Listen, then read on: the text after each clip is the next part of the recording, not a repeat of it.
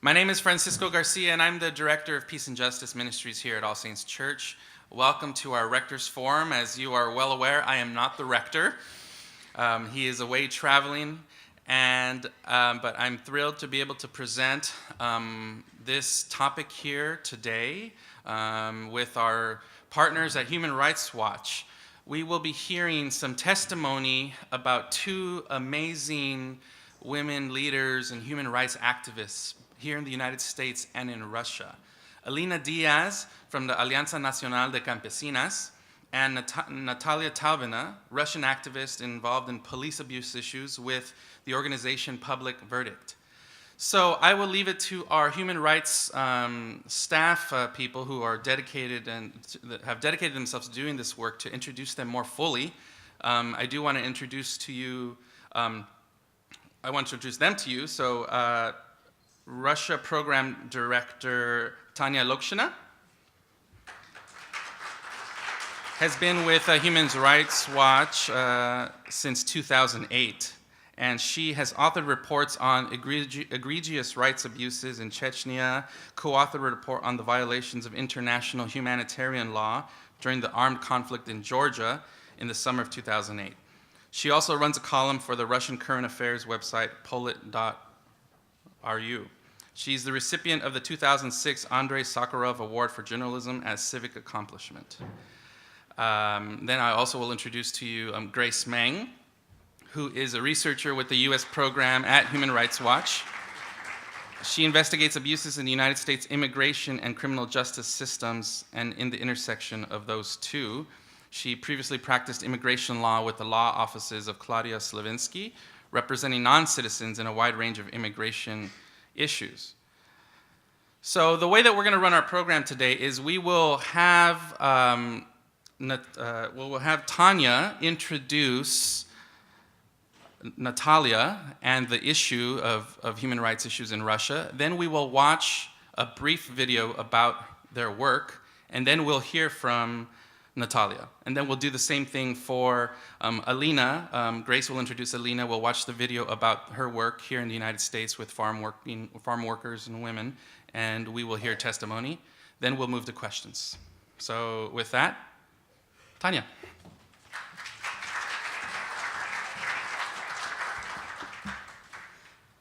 Thank you very much, Francisco, and thank you very much for coming here on this beautiful Sunday morning to listen to our stories. I'm Tanya Lokshina, Russia Program Director at Human Rights Watch, and Human Rights Watch has been working in Moscow for more than 20 years. Sadly enough, we can say without a shadow of a doubt that this is the worst climate for human rights in Russia since the Soviet Union collapsed. The Russian government nowadays has this new weapon to silence its critics, the so-called foreign agents law. Any advocacy group that accepts foreign funding has to register as a foreign agent organization, and this Cold War term is a way of demonizing those groups as spies and traitors. Now, not a single Russian group has registered as a foreign agent. They simply refused. So last spring, the government began inspecting hundreds of groups to expose the proverbial foreign agents.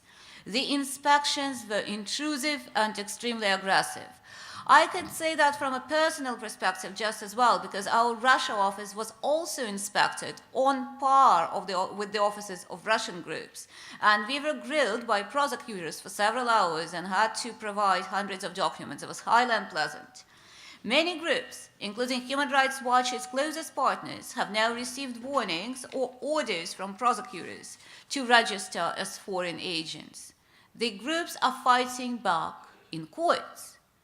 If they fail, all those wonderful organizations could be shut down by the government, and their leaders could be jailed for 2 years simply for refusing to register their NGOs as foreign agent organizations.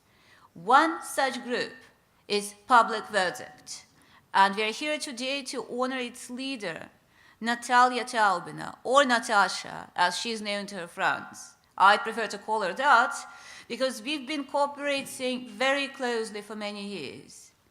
Our work is very different and at the same time very connected.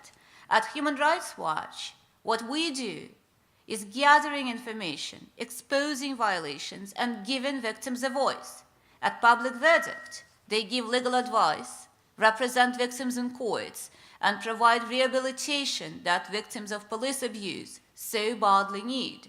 So whenever I interview a victim of torture, a victim of police abuse, who needs legal aid and hands-on assistance, I can refer that individual to Public Verdict, and I do just that. As Natasha and I go back a long way, we really do share lots of memories. Some of them are quite personal. Several years ago, a fellow activist was on trial, a clearly fabricated trial in a provincial Russian town. Natasha and I attended all the hearings, and it was midwinter and absolutely freezing.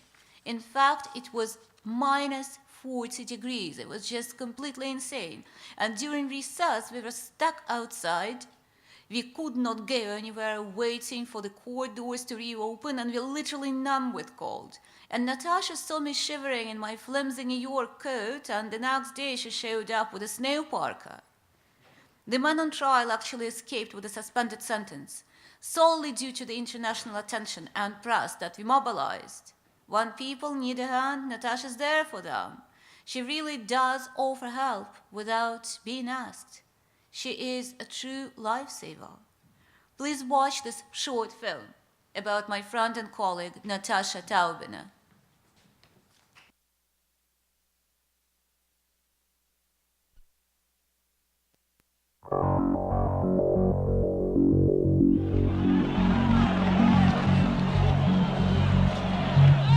Russia today is a country where the government would like to rule completely unchallenged. The blatant electoral fraud during the December 2011 parliamentary vote generated a sense of outrage among the Russian public.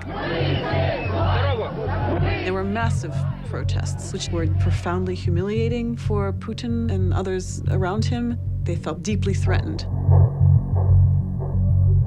Those protests prompted the Kremlin to crack down. Police got violent. There were massive roundups and detentions.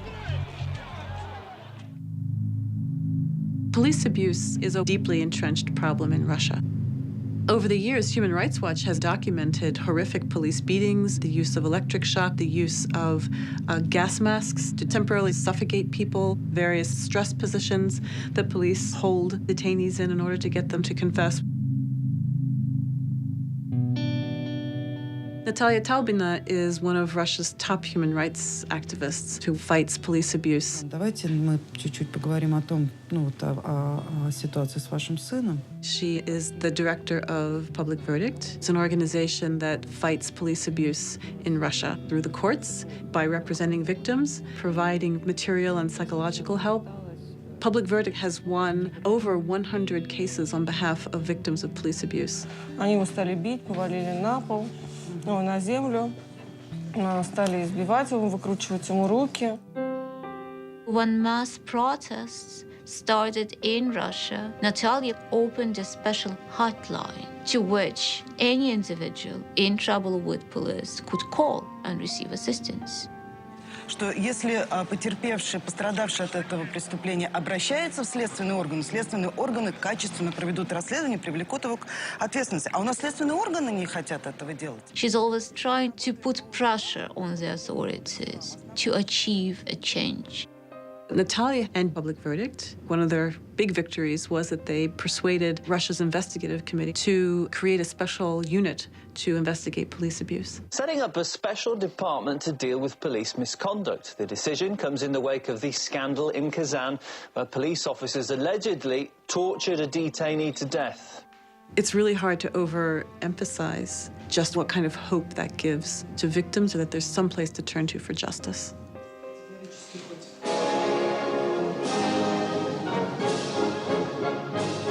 With Putin returning as president, we had new draconian laws that were rammed through the parliament at unprecedented speeds. including new laws that would require any advocacy organization that accepted foreign funding to register as a foreign agent. When the crackdown against civil society started, Natalia immediately became one of the most outspoken critics. Tensions are running high at Public Verdict, a Moscow-based NGO.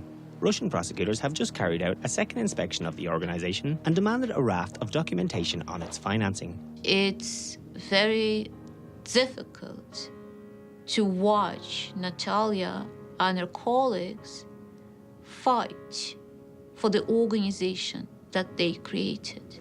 If they let the authorities shut Public Verdict down, then who is going to be there for the victims? The only thing that can save civil society groups in Russia today is very strong and consolidated pressure from Russia's international partners. The international community has to stand up for Russian civil society. It is people like Natalia who are trying to make Russia a better country, where human rights and freedoms are deeply respected. The future of Russia belongs with them. Я настолько была испугана, настолько была забита. Очень благодарна за это. Потому что мне было очень тяжело. Вы такой островок доброты и понимания. Будем и дальше с Спасибо.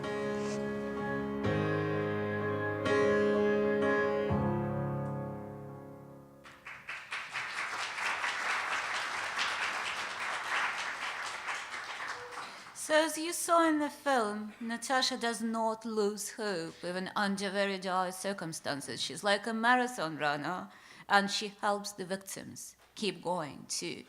It's a true privilege to introduce you to my friend and colleague, the recipient of Alison DeForge's Award for Extraordinary Activism, Natasha Taubina.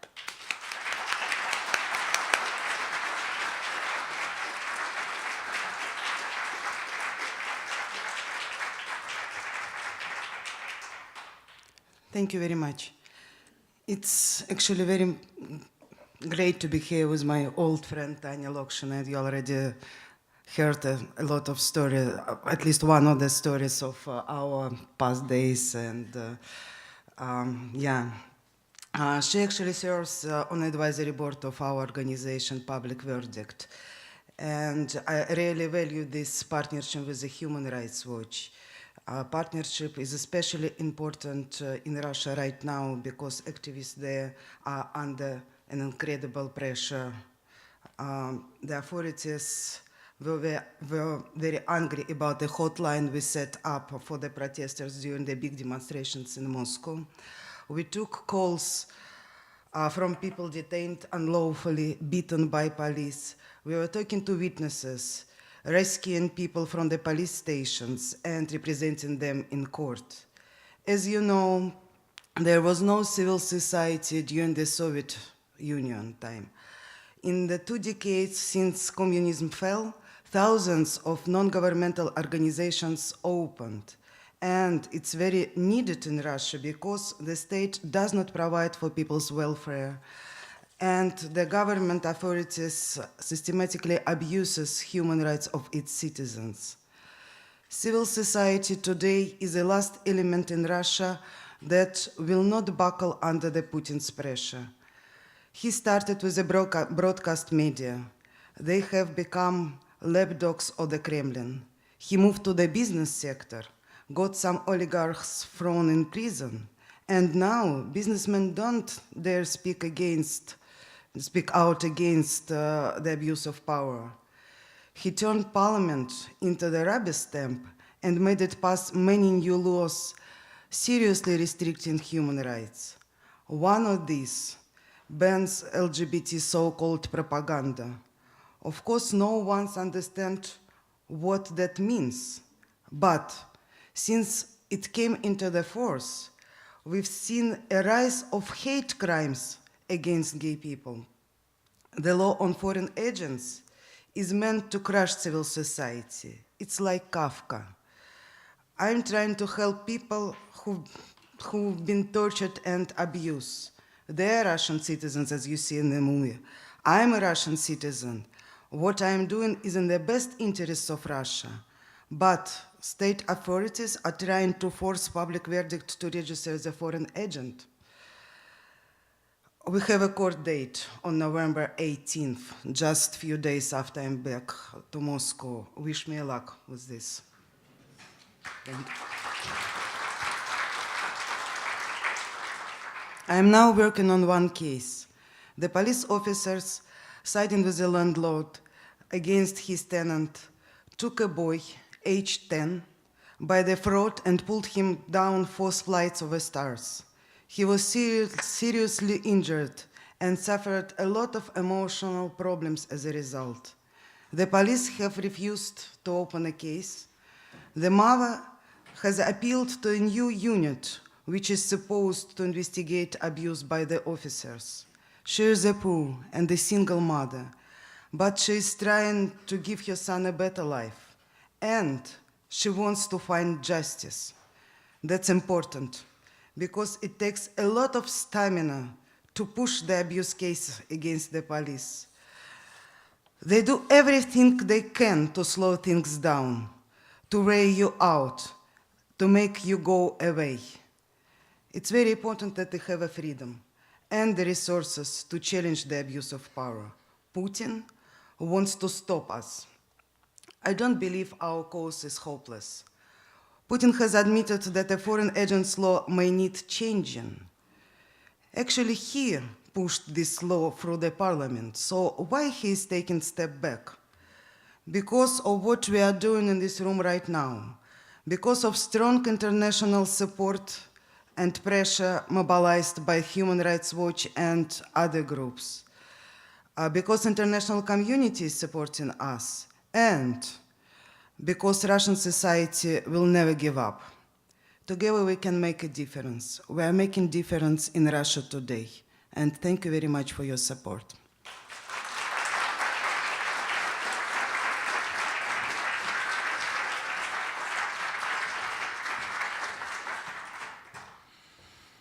Thank you both so much. I'd now like to welcome Grace and to talk about our Human Rights Watch work in the United States. Hi, good morning, Francisco. Thank you so much for your kind introduction, and thank you so much, all of you, for being here. My name is Grace Meng. I'm a researcher in the U.S. program focusing on immigration, and Human Rights Watch has been documenting abuses against immigrants in the United States for over 20 years. We focus on how unfair immigration laws are tearing families apart, and how immigrant victims of crime and abuse often can't get justice for the harm they have suffered. We continue to push for Congress to pass comprehensive immigration reform. But even if the current proposals become law, we know there will be people who will still be left out in the cold. And that is why Alina Diaz is such an essential activist. I first met Alina when I was researching an extremely difficult issue, the sexual abuse of farm worker women and girls. Alina and I spent long days together driving between the communities of rural upstate New York, interviewing women about their experiences. For one interview, I remember we had to sit in the backyard, a good distance from the house, because the woman's family didn't know the details of the rape, and she didn't want them to hear what she was telling us. But she was able to tell me, a stranger, some of the most difficult things she had ever endured because Alina was there. I didn't fully understand what sustains Alina until we sat down at a local diner after a grueling day of interviews. And over margaritas and hamburgers, she told me she had recently gone to Disney World. And I said, "Oh, how wonderful, did you go with your children?" And she said, "No, one of the farm worker women she worked with was about to be deported. And before Betty left the US, she wanted to fulfill her dream of going to Disney World. She had seen it in the distance when she picked oranges in Florida, but had never been. Now, like many undocumented workers, Betty has no driver's license. So Alina drove Betty, her partner, and her 10-year-old son all the way from Ontario, New York to Orlando, Florida. They had a magical weekend. For once, the family found themselves in a place where no one was going to ask them to see their papers. Betty, who had spent her entire time in the US picking fruits and vegetables, told Alina, "This is the America we dreamed about." I realized as Alina told the story, the secret to her success as a human rights defender. She works every day on cases of severe abuse and tremendous suffering, but she never loses her sense of joy. For Alina, these farm workers are not victims. They are strong women who have the power to stand up for their rights. As Alina says, they are human rights defenders. So please join me in watching a short film about Alina and her work.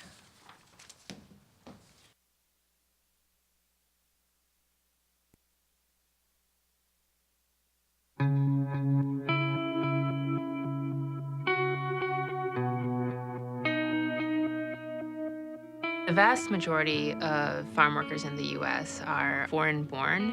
They're looking for work opportunities that aren't available in their countries. In some cases, they're fleeing violence. Because so many of them are undocumented, they're particularly vulnerable to abuse by people who have power over them in the workplace. Women farm workers are among the most vulnerable. The women that I interviewed, working in a wide variety of crops, either experienced sexual violence, sexual harassment, or knew someone who had.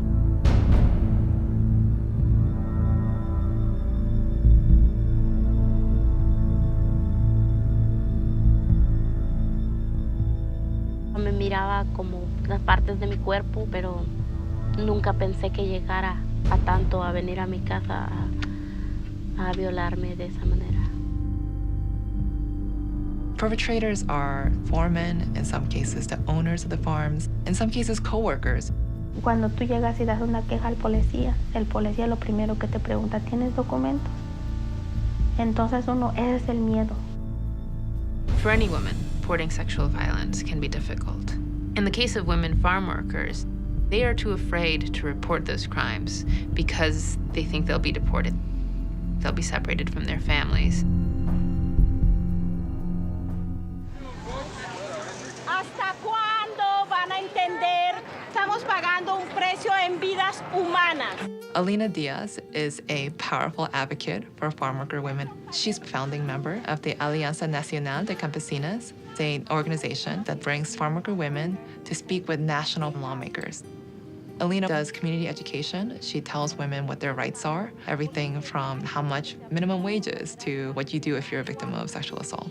She helps them to seek justice. Hay mujeres como ustedes, fuertes, valientes, que están sufriendo condiciones de trabajo muy humanas a veces y muy injustas de la I could not have done my research without Alina because she introduced me and said, you can trust this woman. Women were willing to tell me their stories. Venimos aquí a trabajar y a veces, es cierto, sufrimos todo, porque atrás de nosotros hay que darles de comer a las familias.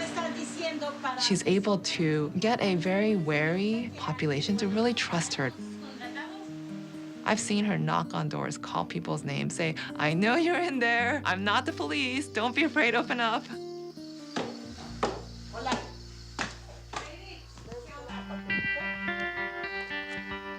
Hey, si tienes algún problema firmando esto, no lo firmes. Todavía. For many migrant farm workers, organizations like Alina's are the only source of assistance serving as bridges so that they can get their rights protected. Alina empowers farm worker women to come forward to share their stories with the public, with lawmakers, policymakers, people who often don't know what farm worker women are going through and yet are making decisions that affect their lives. The U.S. needs to change its laws on immigration to offer protection to those who report abuse so that they can obtain justice. This is a crucial time for farm workers in the U.S. Because of the work of advocates like Alina, there's more attention being given to abuses that they've suffered than ever before. By giving them power and asserting their rights, by making their voices heard, Alina is able to really make a difference in farm workers' lives.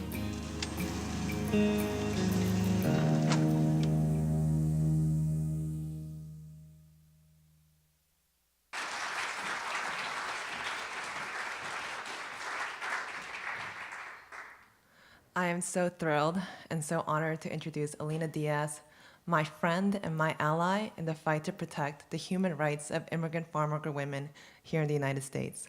Please join me in welcoming Alina Diaz, recipient of the Allison George Award.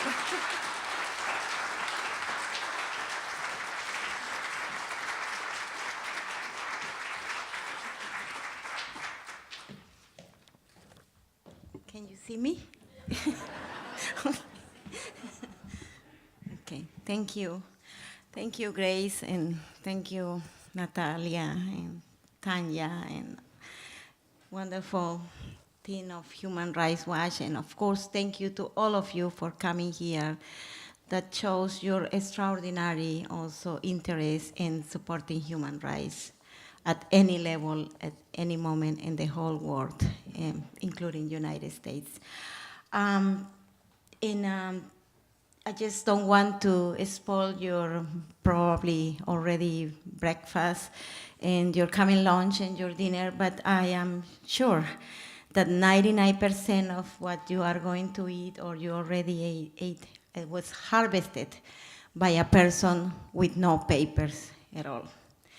And I'm not trying to make you feel bad or guilty, but just to remind you how important this migrant labor is to our economy.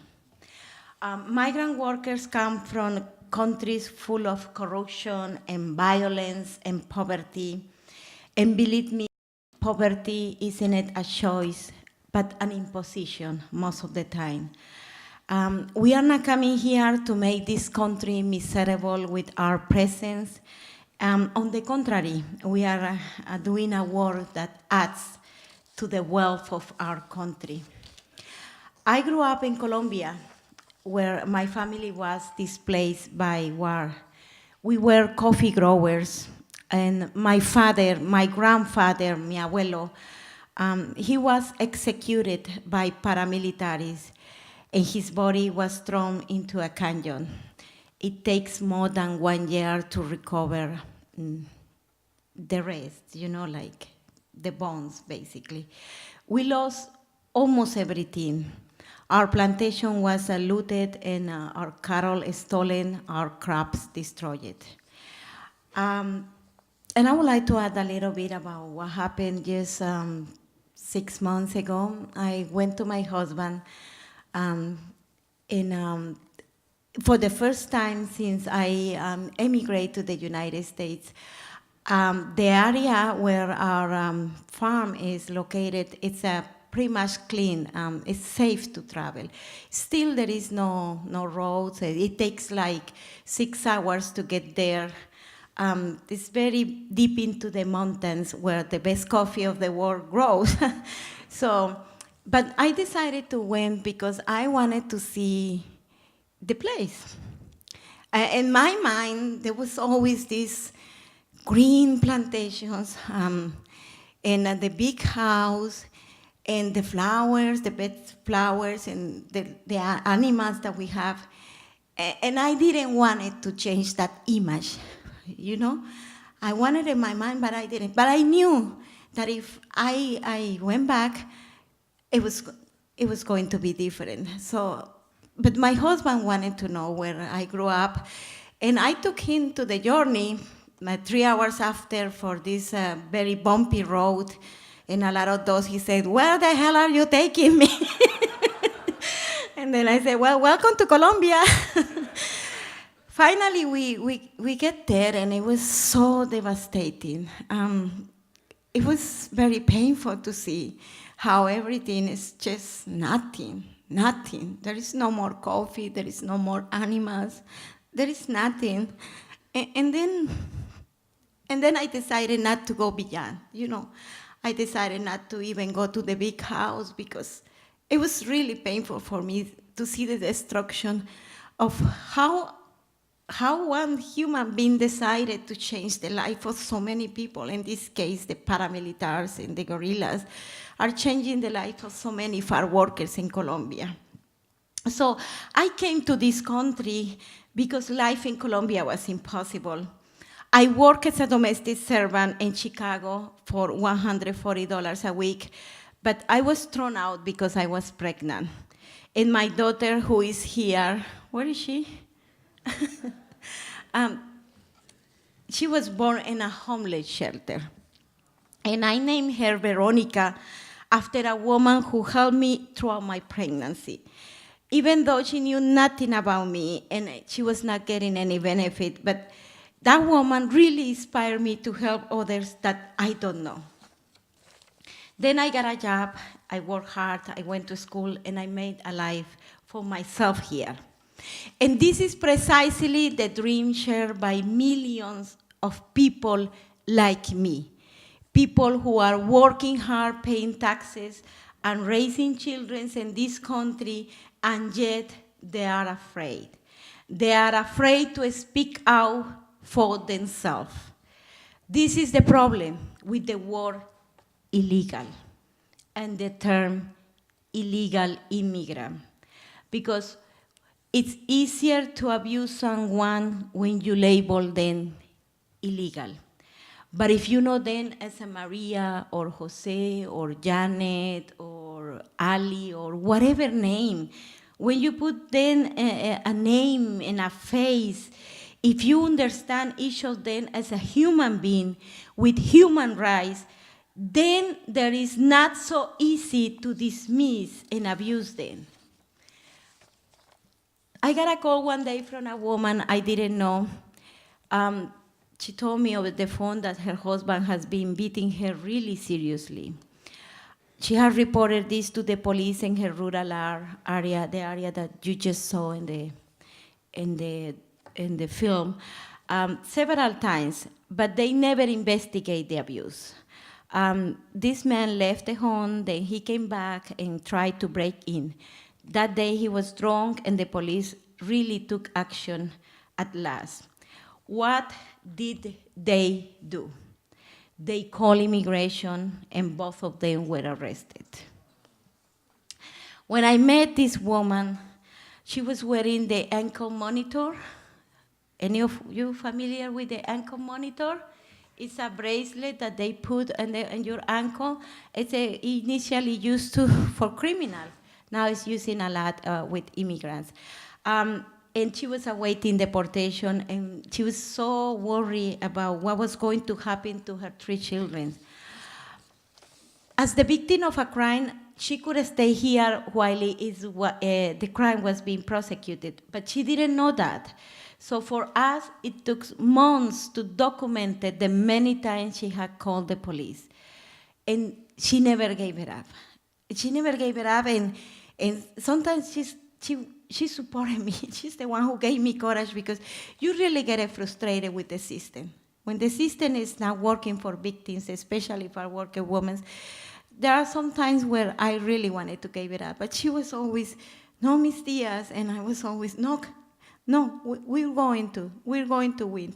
And today, she's working. She's working in the same farm. She's about to get her papers. All 3 kids are in school and doing well. And she's not a burden for the system.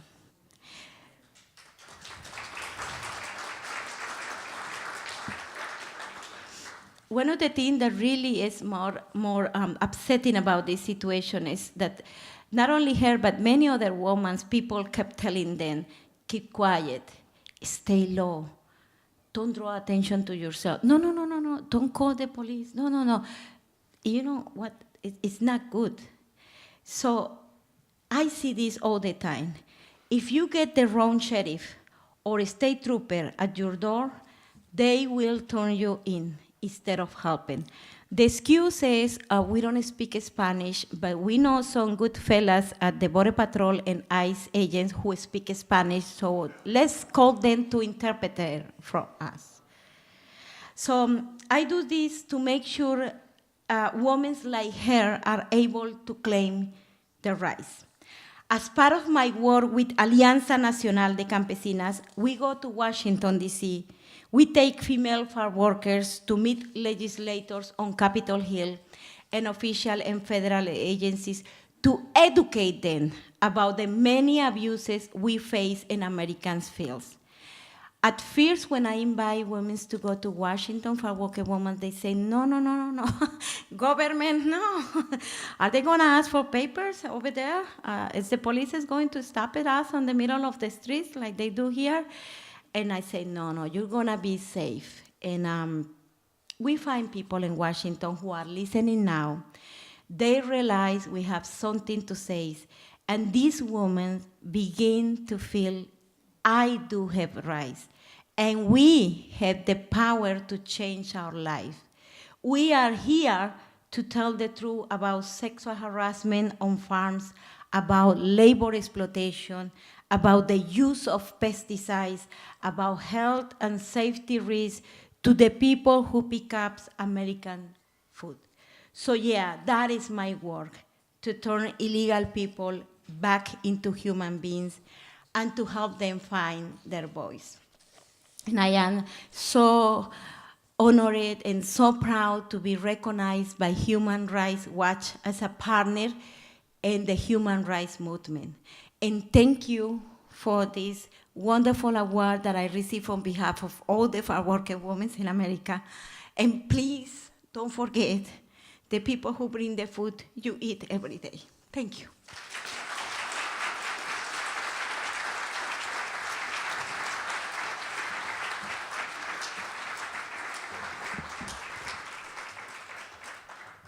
We have time for maybe one or two questions at most, so. Alicia, could I ask you, do you work with the Farm Workers Ministry? Question for Alina?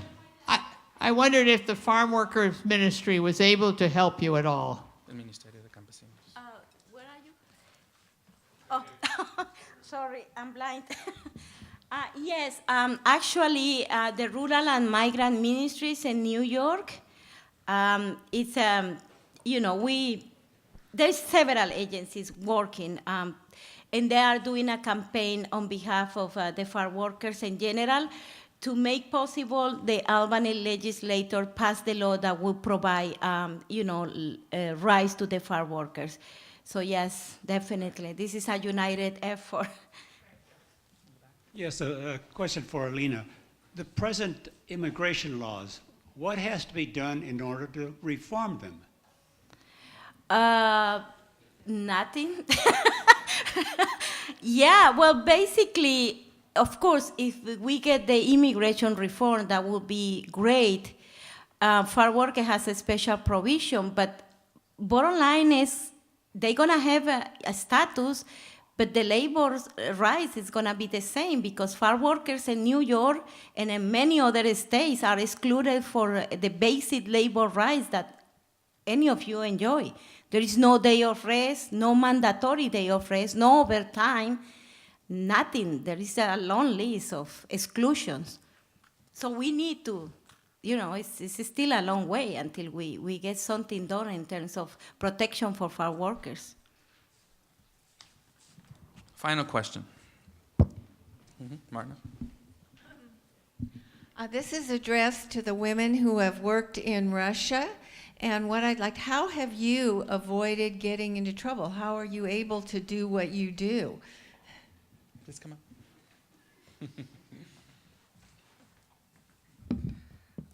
up. The answer could be quite short, because we do right thing and help people, and we are on the right side. So we are fighting right now, not on behalf of the victims, and fighting not only for their rights, we are fighting for the right of us to be working for them. So this makes us stronger, and since in our team, for example, in our organization, we have 15 people, and all of them decided to stay in the organizations and continue its work, even in the time of ugly environment and trying to make us as an enemy for the citizens. So we, as a team, continue to be strong, and this is how we continue our work. Thank you. I want to thank all of our presenters and speakers here from Human Rights Watch, Public Verdict, and from the Alianza Nacional de Campesinas, and congratulate Natalia and Alina for your incredible honor for your courageous work, and that you will be recognized for this work on Tuesday evening at the Human Rights Watch dinner. Thank you. Congratulations. And for more information about their work, go to the Human Rights Watch website, and we will continue to follow your efforts and support you and to walk with you in this. Thank you so much, everybody.